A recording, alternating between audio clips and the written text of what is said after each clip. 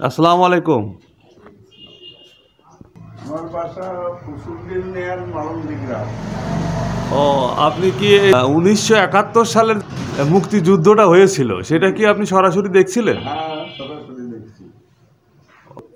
দু একটা কাহিনী শোনান তো। এই বিশেখালীর যুদ্ধে আমরা দেখেছি যে বিকাল হলি কি সকালের থেকে ঘুম করে আওয়াজ হলে টিনিঘর পর্যন্ত ধনাস করে উঠতো, কালো ধুমো উঠতেছে অনার্ঘ। আর 2 দিন 3 দিনের পরে ওই মুক্তিবাহিনীকে ঘিরিয়ে নিয়ে খানেরা বহুত মেরে ফেলেছিল। আর ওই যে গুলি নাকি মাথার উপর দিয়ে যাচ্ছিল। হ্যাঁ, আটগুবালপুর। আচ্ছা। আটগুবালপুরের এই জেলেদার তো যখন খানেরা উঠে পূর্ব দিক চলে যায়, মাগুরার দিক, ওই টাইমে এক রাজা খান দৌড়ে এসে কয় যে স্যার মুক্তি বাহিনী আইগা। আর গুলি আর গুলির চোটে বুক বুক মুখ ফেটে যাচ্ছে, কিন্তু কিছু কানে শুনতেছি না। আমরা খানার ভিতরে উড়ে পড়ে থাকি।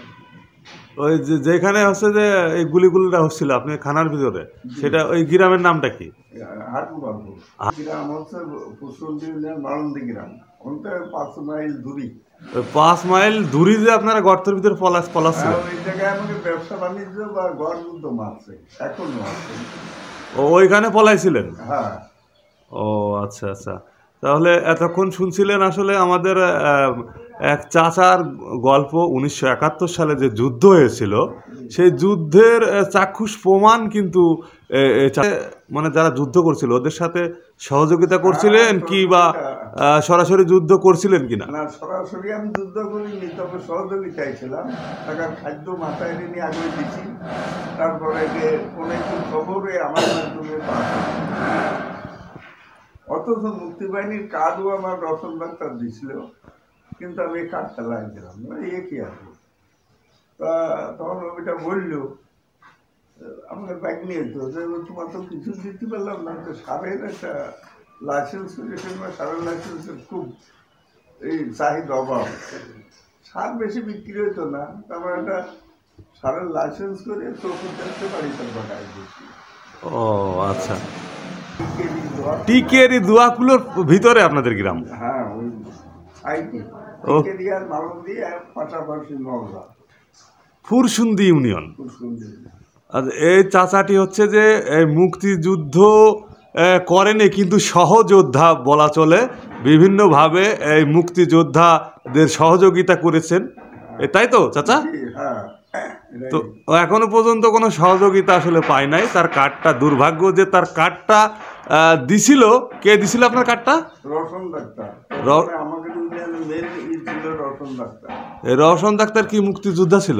হ্যাঁ, মুক্তিযোদ্ধারই প্রধান কমান্ডার। ও, কমান্ডার ছিল নওশের আলী। তো উনার সময় আপনি হচ্ছে যে ওনাকে সহযোগিতা করছিলেন? হ্যাঁ, ওনার ডাকি আমার বললে যে বাবু এই মুক্তিবাহিনীকে কিছু খাদ্য খাবার পৌঁছায় আসতে খুশি পড়ে বাজারে।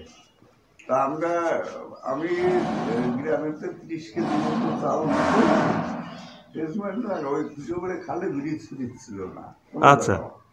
মাথায় করে নিয়ে যাচ্ছি, এমনি সময় ওই গোপালপুর খানের আটকা পড়েছিল 5-6 জন। সৈকতে আসতে ওই গাড়ি পড়িয়ে অনেকগুলো সেনাবাহিনী মারা যায়, এবং কিছু ওই আটকে গোপাল সুতলে এসে ওঠে। সুতলে এসে উঠলেই চারিদিক থেকে এই রাজাটা মুক্তিবাহিনীরা ঘিরে নেয়, গুলাগুলি একসাথে একদিন গড়ে অতি লাগলো। হওয়ার পরে ওরা রাত্রি একজনের মুক্তিবাহিনী সাজিয়ে লাভ দিয়ে উঠে উঠে গুলি আসতেছে, মানে গর্তের ভিতর গুলি করবে। ওই গুলি করতে দিয়ে বা খানে রাফাট করে মেরে দিতে পড়িয়ে গেছে, কিন্তু খানেকের কোনো ক্ষতি হয়েছিল না।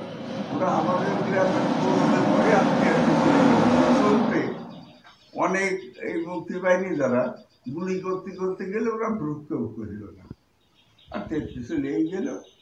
তারপরে যে দাপু পাড়ার বিলির ভিতরে যে চারিদিক দিয়ে ফেলল, ওই বিলির ভিতরে আপা ছিল, ওই জায়গায় ওরা পজিশন নিয়ে পড়িয়ে থাকি। তাকে রাত্রিবেলা চারিদিক ঘিরে গুলি হচ্ছে, দিনের নাম করে হলো রাত্রি এরকম টর্চ লাইট দেখো ওই যে সালারা, আর ওরা অগ্নিগুলি একদম মাপ ভেঙে দিনের নাম বেঁচে আছে।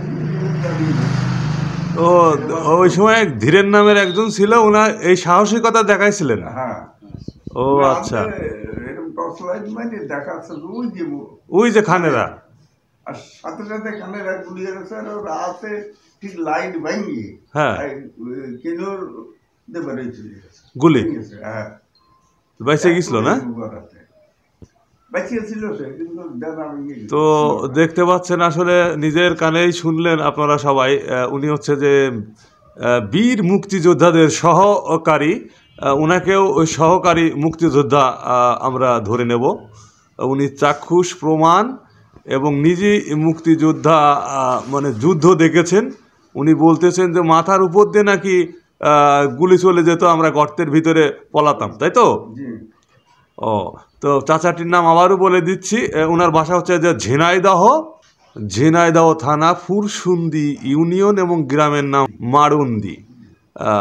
তো চাচা আপনি অনেক ভালো থাকবেন। আসলে আমরা মুক্তিযোদ্ধাটা আসলে দেখি নাই, কিন্তু একটু শুনলেও ভালো লাগে যে আপনি এখনও পর্যন্ত আমাদের মাঝে বেঁচে আছেন। আল্লাহর কাছে অশেষ রহমত, দোয়া করি আপনি দীর্ঘজীবী হন এবং অনেক ভালো থাকেন, এই আশা এবং আহ্বান করি। আপনি ভালো থাকবেন। আসসালামু আলাইকুম।